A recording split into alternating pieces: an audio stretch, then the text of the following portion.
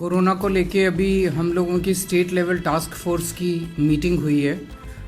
इसके पहले कि मैं आपको उसमें जो चर्चा हुई उसके बारे में बताऊं, मैं सबसे पहले डॉक्टर नूतन से रिक्वेस्ट करूंगा कि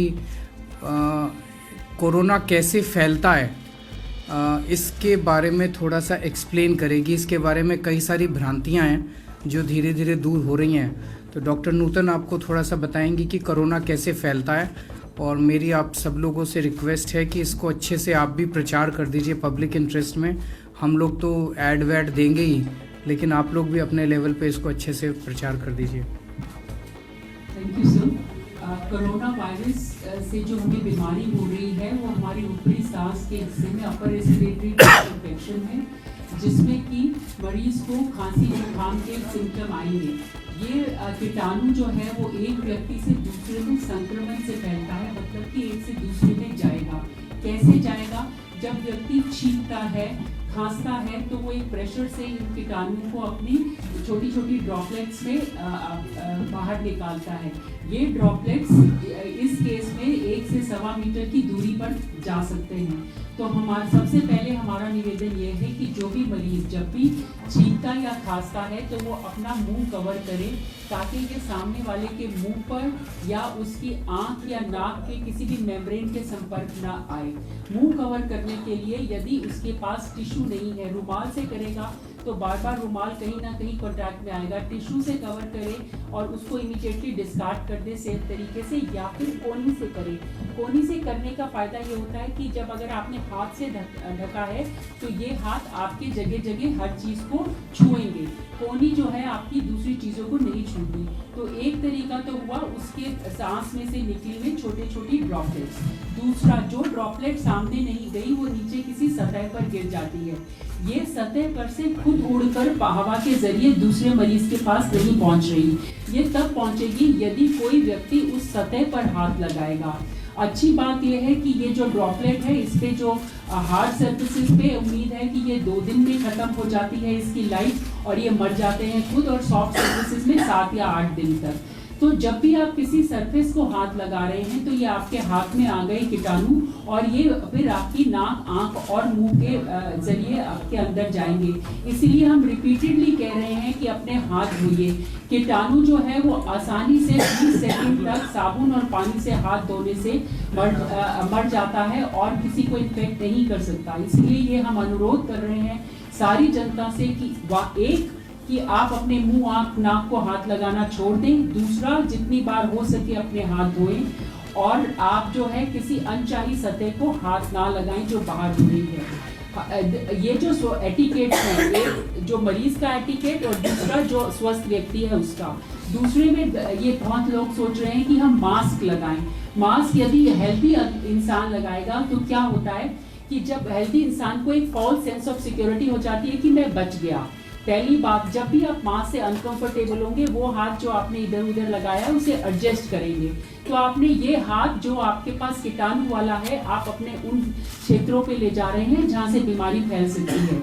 दूसरा, मास्क पहनना है उस व्यक्ति ने जिसके सांस के जरिए ये जो है फैल रहा है ड्रॉपलेट्स, सो दैट जब वो खांस रहा है, बोल रहा है या छींक रहा है तो वो उसके मास्क के अंदर रह जाए। बीमार व्यक्ति जिसको खांसी जुकाम बुखार है वो मास्क जरूर पहने। स्वस्थ व्यक्ति मास्क ना पहने, क्योंकि इससे फॉल्स सेंस ऑफ सिक्योरिटी और एक गलत जो है actually predisposing himself to the chances of infection, कि उसको लगता है मैं प्रोटेक्टेड हूँ।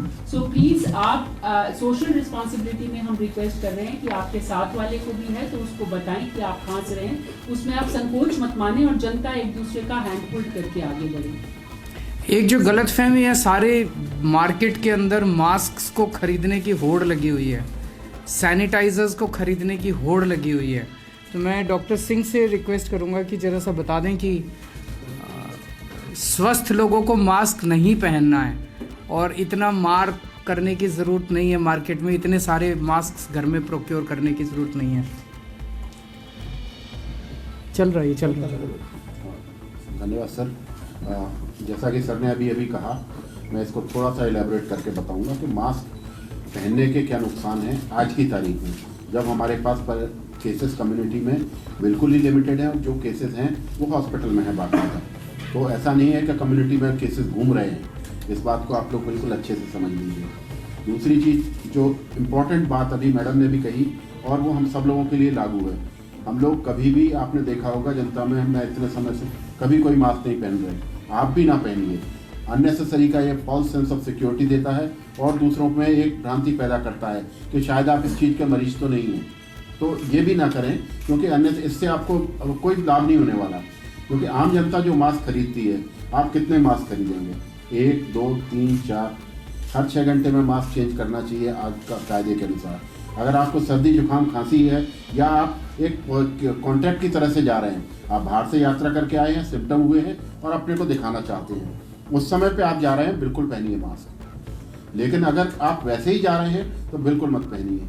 सिम्टम के साथ जा रहे हैं, कृपया सार्वजनिक वाहन उपयोग ना करें, अपना खुद का वाहन उपयोग करें। अगर आपके पास नहीं है तो सरकारी एम्बुलेंस रिक्वेस्ट करें, सरकार आपको साधन प्राप्त देगी, जैसा कि माननीय मंत्री जी कहेंगे। तो मेरा यह है कि आम जनता के ट्रांसपोर्ट यूज़ ना करें, जिससे कि इन्फेक्शन और फैल सकता है। रही बात दूसरी के मास्क N95 का बहुत चलन है, हर आदमी चाहता है कि मैं बेस्ट मास्क पे जाऊँ, N95 N99 ये करूँ, इसकी कोई आवश्यकता नहीं है। N95 मास्क सिर्फ 2 किस्म के लोगों को ज़रूरत है, सिर्फ हेल्थ केयर वर्कर्स, जो माइक्रोबायोलॉजिस्ट, जो आपका सैंपल कलेक्ट कर रहा है जिससे कि एरोसोल जनरेशन का संभावना है, उसको N95 की ज़रूरत है, और किसी को भी नहीं। इवन हॉस्पिटल में काम करने वाली नर्सों को भी नहीं चाहिए। और जो डॉक्टर डायरेक्टली मरीज को टच कर रहा है, एग्जामिन कर रहा है, उसके लिए फुल PPE के साथ N95 जरूरी है। तो ये बात आप सब जगह कहेंगे, क्योंकि जब हम मास्क के लिए अफरा तफरी आफाताफी मचाते हैं तो उसका रेट बढ़ा दिए जाते हैं, रेट बढ़ा दिए जाते हैं, शॉर्टेज हो जाती है, अननेसेसरी की शॉर्टेज हो जाती है, और उससे कोई लाभ भी नहीं हो रहा। अगर लाभ हो रहा हो तो भी बात एक समझ में आती है। दूसरी बात जो जैसे हैंड सैनिटाइजर की सर ने भी कहा, कोई ऐसी आवश्यकता नहीं हैंड सैनिटाइजर। देखिए, अगर हमारे पास हाई क्वालिटी का डॉक्टर नहीं है तो एक कंपाउंडर भी हमारे लिए बहुत ज़रूरी हो जाता है ज़रूरत के समय पे। तो मेरा ये निवेदन है कि अगर आप सिर्फ सोप एंड वाटर से आराम से हाथ धोएंगे, प्लेन वाटर से भी धोएंगे 15-20 सेकंड, तो हाथ धोना पर्याप्त है इस काम के लिए। लेकिन हाथ धोना नियमित रूप से बहुत ही आवश्यक है।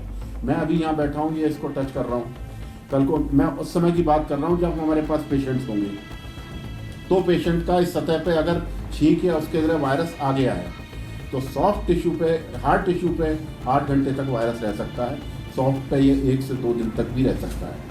और अगर कंडीशंस दूसरे किस्म की रहीं, इसमें टेम्परेचर, ह्यूमिडिटी ये सब काम करती है। तो ये हमको बहुत ध्यान रखना है कि हम ऐसे समय पे जब ये हो, तो मैं कहूँगा कि अपनी आदत में भी परिवर्तन करें, और मास्क उस समय पे अगर आपको डॉक्टर ने आदेश करे तो जरूर पहनें। आप हॉस्पिटल्स में जाएंगे, जितने हॉस्पिटल में व्यवस्था की गई है, अगर वहाँ पे आपको डॉक्टर ट्राइज करता है, अलग करता है कि भाई आपका सैंपल कलेक्ट होना है, तो आपको मास्क भी देगा कि अब आप इस मास्क को पहनिए। तो ऐसा मेरा वो निवेदन है, जैसे सर ने कहा कि मास्क की आवश्यकता आम जनता को तो बिल्कुल भी नहीं। दिल्ली में अभी तक 3 केसेस हैं।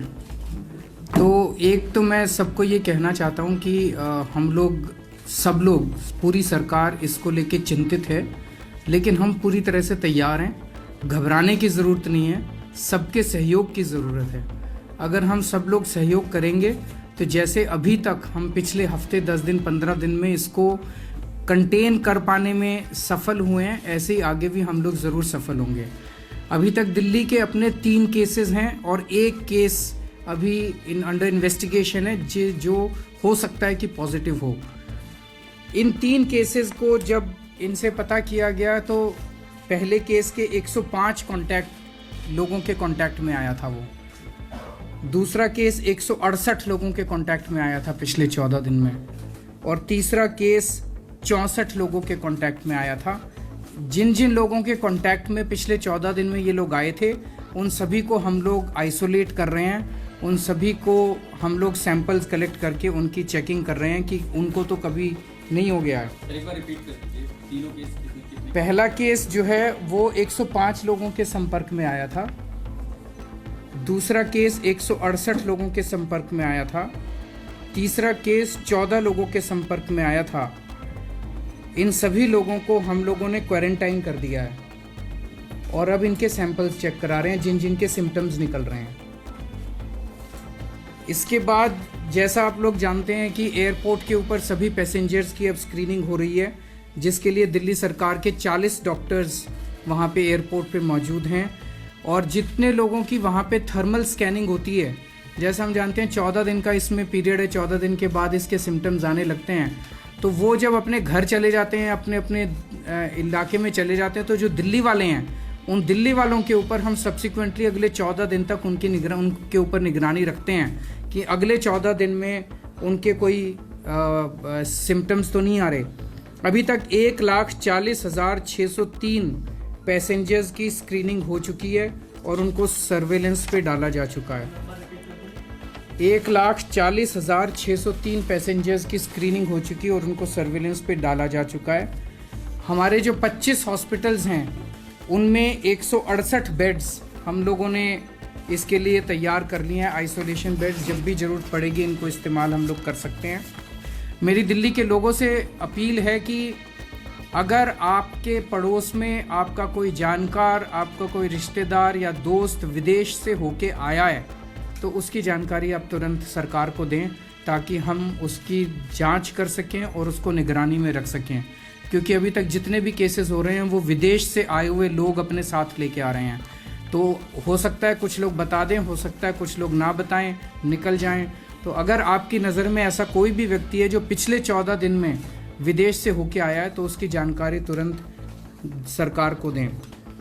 दूसरा, जो लोग क्वारंटाइन हो गए, चाहे सिम्टोमेटिक चाहे एसिम्टोमेटिक, उनके घर का खर्चा कैसे चलेगा। इसीलिए हम सभी एम्प्लॉयर्स को अपील कर रहे हैं कि 14 दिन के लिए जब तक उनका इलाज होता है तब तक उनको पेड लीव दी जाए ताकि उनको किसी तरह की परेशानी ना हो। तीसरा, अभी सैंपल आपको अगर शक है कि आपको आपको अपना सैंपल देना है तो अभी सैंपल देने के लिए आप केवल सफदरजंग और आरएमएल में जाते थे। अब हमने सैंपल कलेक्ट करने के लिए 25 अस्पतालों में इसका इंतज़ाम कर दिया है। इन अस्पतालों के अंदर इनके सैंपल कलेक्ट करने के लिए, ट्रीटमेंट के लिए हम इनके लिए भी अलग से इंतज़ाम कर रहे हैं इन हॉस्पिटल्स के अंदर, ताकि जब इन हॉस्पिटल्स में कोई मरीज जाए तो वो दूसरे मरीजों के साथ उसका संपर्क ना हो। ये ऑर्डर कर दिए गए हैं कि मेट्रो, बसेस और सभी हॉस्पिटल्स इनका डेली डिसइंफेक्टेंट के ज़रिए इनको डिसइंफेक्ट किया जाएगा। पूरे के पूरे मेट्रो को भी, सभी बसेस को भी और सभी हॉस्पिटल्स को भी। और कल और परसों होली है। दिल्ली की सभी जनता को होली की शुभकामनाएं। होली सबके लिए शुभ हो, लेकिन मेरी सबसे निवेदन है कि होली वाले दिन भी अपने आप को कोरोना वायरस से बचाने के लिए भीड़भाड़ वाले इलाकों को, भीड़भाड़ वाली जगहों को परहेज़ करें और अपने आप को कोरोना से बचा के रखें। कोई अगर प्रश्न हो। एक बात है, इसमें छोटी सी बात ऐड करनी है कि जिन लोगों को कोई भी सिम्टम नहीं है, जैसे अभी डॉक्टर साहब ने बताया थे सिम्टम होते हैं रनिंग नोज, फीवर, खांसी, जुकाम, अगर ये कुछ भी नहीं है तो उनको किसी तरह का सैंपल देने के लिए अस्पताल जाने की ज़रूरत नहीं है।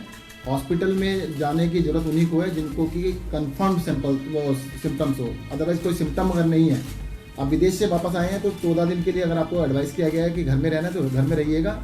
जब तक सिम्टम ना हो तब तक आपको दिखाने की सैंपल देने की ज़रूरत नहीं है। वरना क्या होगा, देखिएगा अभी कल की बात बताते हैं, आपने शायद अखबार में भी देखा हो, कहीं पे फोटो भी छपी है। आरएमएल हॉस्पिटल में 150 लोग पहुंच गए। अब 150 लोग पहुंचे, उसमें से होता है एक पेशेंट, सपोज एक पेशेंट भी अगर था तो 150 लोगों को रिस्क हो गया उसकी वजह से। इसी वजह से हम 25 जगह पर प्रोविजन कर रहे हैं, पर वहाँ पर भी सिर्फ वही लोग जाएँ जिनको कंफर्म सिम्टम्स हैं। अदरवाइज जाने की ज़रूरत नहीं है, सिर्फ वेट करने की ज़रूरत है, क्योंकि उसको टेस्ट कराने की कोई ज़रूरत नहीं। ठीक है ना सर? जो सैनिटाइजर्स को लेकर के इतनी होर्डिंग हो रही है, 3 गुना तक रेट पहुंच गए हैं। डॉक्टर ने कहा कि आप इमरजेंसी में यूज़ करें मास्क। ये होर्डिंग और ब्लैक मार्केट में बहुत ज़्यादा, उसको लेकर के गवर्नमेंट को स्टेप। यही तो हम कह रहे हैं कि इसकी ज़रूरत नहीं है। अभी मैंने 2 बार, डॉक्टर नूतन ने भी बोला, डॉक्टर सिंह ने भी बोला, आपको मास्क को, स्वस्थ लोगों को मास्क पहनने की ज़रूरत नहीं है। अगर आप मास्क पहनते हैं तो अपने आप को थोड़ा ज़्यादा एक्सपोज करते हैं, क्योंकि मान लीजिए आपने कहीं टच किया और उसके बाद अपने मास्क को ठीक करने के लिए यहाँ पे हाथ लगा दिया तो आप एक्सपोज हो जाएंगे। तो सैनिटाइजर्स के लिए आपको केवल एक ही चीज़ करने की ज़रूरत है कि आप बार बार साबुन से हाथ धोते रहिए। सर ये जो भी प्राइवेट मार्केट है वो डिमांड सप्लाई पे रेगुलेट होती है, तो जैसे डिमांड बढ़ी हुई है तो प्राइसेस बढ़ गए हैं, लेकिन जैसे सर ने अभी क्लैरिफाई कर दिया है कि मास्क और सैनिटाइजर की इस तरीके से ज़रूरत नहीं है, तो अपने आप ही प्राइसेस कम हो जाएंगे जब लोग डिमांड नहीं करेंगे। हम उस पर एक्शन लेंगे, जो भी हम ज़रूर एक्शन लेंगे, लेकिन हम जनता को भी कहना चाहते हैं कि मारा मारी करने की ज़रूरत नहीं है। आप रेगुलरली बहुत फ्रीक्वेंटली, मैं भी अपने हाथ काफ़ी फ्रीक्वेंटली धो रहा हूँ अब, तो अपने हाथ फ्रीक्वेंटली धोना चालू कीजिए और मास्क की आपको ज़रूरत नहीं है। अगर आप इन्फेक्ट होते हैं या आप ऐसे व्यक्ति के टच में आते हैं कि आप उसमें हैं, क्वारंटाइन में हैं, तब मास्क पहन लीजिए। इसमें 19 सरकारी हैं, 6 प्राइवेट हैं। जो सिक्योरिटी जांच में जो खड़े हुए व्यक्ति इनके हमें हाथ लगा रहे हैं और दूसरे को भी हाथ लगा रहे हैं, तो उनको भी इन्फेक्टेड हो सकते हैं, कभी कोई आ जाए तो मतलब सही उनके लिए भी कुछ सुरक्षा का कुछ करवाइए सर, जैसे हमें भी दिक्कत ना रहे उनको। ठीक है, कराते हैं।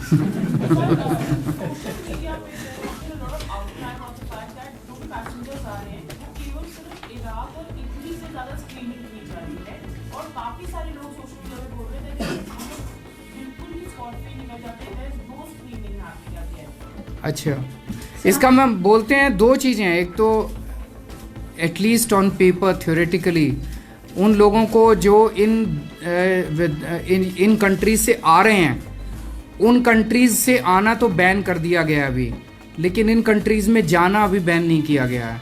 तो कल हमारी मीटिंग है हर्षवर्धन साहब से दिन में 1 बजे, उसमें हम उनसे रिक्वेस्ट करेंगे कि जो जो अफेक्टेड कंट्रीज़ हैं उनसे आना और जाना दोनों बैन कर दिए जाएं। और जो आपका इनपुट है कि सबको नहीं स्क्रीन किया जा रहा, we will get it examined, इसको सबको स्क्रीन करवाएंगे।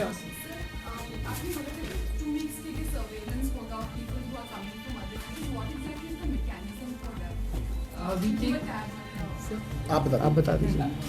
हम उस व्यक्ति का फ़ोन नंबर ले लेते हैं और दिन में 2 बार पूछते हैं उस व्यक्ति से कि आपको कोई सिम्टम तो नहीं आया। प्लीज ये जो व्यक्ति विदेश यात्रा से आता है और जो संक्रमित देशों से आ रहा है, उन 4000 व्यक्तियों की डिटेल एयरपोर्ट कैच करके स्टेट को दे देता है। स्टेट की रिस्पॉन्सिबिलिटी थी कि उनसे संपर्क करे। शुरू में केवल उनके एड्रेस लिए जा रहे थे और उनमें से 25% एड्रेस हम ट्रेस नहीं कर पाए। तो हम उनसे भी अनुरोध करते हैं कि यदि आप किसी भी संक्रमित कंट्री से पिछले 14 सर ने पहले ही बोल दिया, उसे मैं रिपीट कर रही हूँ कि आप वहाँ से आए हैं, तो please volunteer that information, give your phone number, और हम आपसे दिन में 2 बार फोन करके पूछते हैं कि आपको कोई सिम्टम तो नहीं आया। यदि सिम्टम नहीं आएगा उसको अगले 14 दिन तक, तो वो जो है सेफ है, he can go around in this thing. So self isolation, वो अपने आप ही अपने घर में अलग से अपने घर लोगों से भी अलग रहे और हमारे को अपना नंबर दे दे, ताकि हम भी उसको रोज सुबह शाम नमस्कार करके उसका हाल पूछ सकें। देखिए, दिल्ली में अभी जो भी 3 केसेस हैं उनकी फॉरेन ट्रैवल हिस्ट्री है। तो आज की डेट में जो हमारी गाइडलाइंस है कि जो फॉरेन ट्रैवल से आए हैं, अगर वो असिम्प्टोमेटिक हैं और इन अफेक्टेड कंट्रीज से आए हैं, तो अपने आप को होम आइसोलेशन में रखें 14 दिन, और सिम्प्टोमेटिक हैं तो अपने सैंपल की जांच कराएं। उसमें वो हमारे जो कंट्रोल रूम के नंबर्स हैं उन पर बात कर सकते हैं और हम एम्बुलेंस भेज के उनके सैंपल की जाँच करवाएंगे। तो यही 2 आज की डेट में हमें मेजर्स की ज़रूरत है, बिकॉज अभी हमारा लोकल ट्रांसमिशन नहीं हुआ है। और इस बीमारी में सबसे ज़रूरी है कि अवेयरनेस जनरेशन, और ये जो आज सारे सीएम सर ये जो पूरी एक्सरसाइज कर रहे हैं, इट्स फॉर दैट ओनली कि पीपल्स को हम जितना ज़्यादा से ज़्यादा उनको अवेयरनेस कर पाएंगे कि आप अच्छे से हाथ धों और पर्सनल हाइजीन फॉलो करें। और अगर हम पर्सनल हाइजीन फॉलो करेंगे तो इस कोरोना से लड़ना बहुत ही आसान है।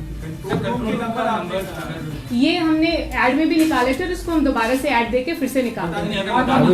नहीं, वो बहुत सारे नंबर्स है, तो ये हमारी वेबसाइट के ऊपर है, दिल्ली गवर्नमेंट अभी दे अभी दे रहे हैं। एक दिल्ली का मैं आपको सबका पूरे भारतवर्ष वाला बता देता हूँ, 01123978046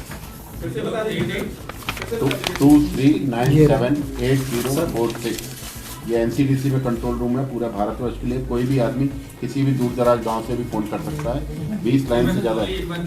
हाँ, ये जो हमारे कॉल सेंटर का नंबर है लिख लीजिए, 011-22307145। I repeat, 22307145 और एक और नंबर लिख लीजिए 22300012 एक और लिख लीजिए 22300036। ये स्टेट लेवल के कंट्रोल रूम नंबर्स हैं और उसके साथ हमारे डिस्ट्रिक्ट लेवल के कंट्रोल रूम नंबर्स भी हैं। एक अनुरोध और है कि इन टेलीफोन्स पे ऐसी सुविधा है कि अगर आप कॉल कर रहे हैं और वो दूसरे कॉल पे व्यस्त है तो रिंग जाती रहती है, तो आप ये मत सोचिए कि ये नंबर एक्टिव नहीं है। प्लीज दोबारा कॉल करें, आपकी कॉल थ्रू हो जाएगी या नंबर चेंज करके कॉल करें। Somehow we are requesting MTNL to give this message कि ये अन्य कॉल पे व्यस्त हैं, बट उनमें यह है कि रिंग जाती रहती है और लोगों को लग रहा है कि ये कॉल उठा नहीं रहे। 24 घंटे जो है वहाँ पे कोई ना कोई बैठे हैं तीनों फोन पे और आपकी 24 घंटे आपकी क्वेरीज का जवाब दिया जा रहा है। T5 चैनल पंजाबी हुणे सब्सक्राइब करो, बेल आइकन पे क्लिक करो।